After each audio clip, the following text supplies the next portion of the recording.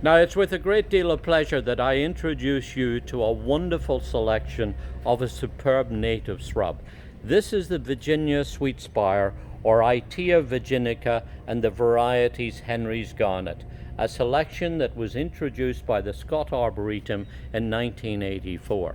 Here's a shrub that gets to about 4 to 6 foot high, is easy to grow with bright green foliage during the summertime, and in early summer, as you see, produces lots of these fragrant dangling flowers that hang out from the crown of the plant to put on a really pretty display.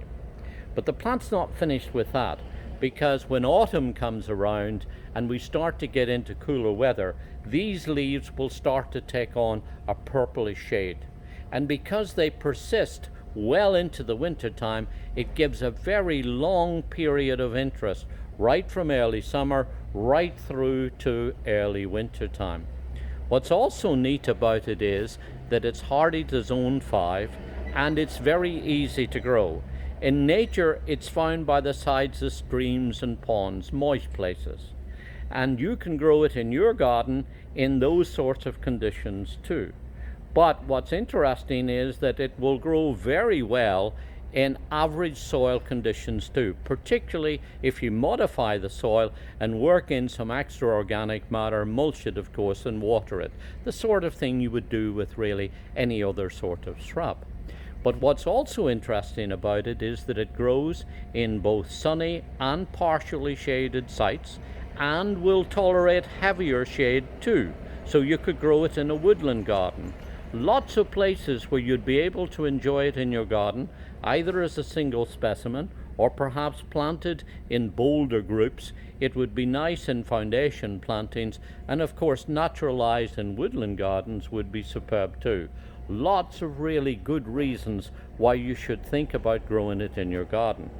But for me, the most interesting part of this plant is the story behind it. You see, it was found in 1954 by an extraordinary plantswoman, Mrs. Mary Henry. She lived in the Philadelphia area and took an interest in native plants, and in her early years used to ride on horseback into remote areas in pursuit of finding something that was different and worth cultivating.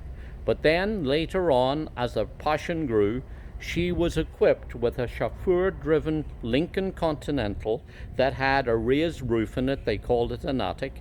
And inside there, she had a bookcase and a writing desk that was lit so it should be able to make her notes at night. And in the rear compartment of the car, it was ventilated so that as she collected plants, they would be held in a safe and secure situation. And she had 3 plant presses and numerous buckets and spades and so on to collect, all in pursuit of finding good native plants.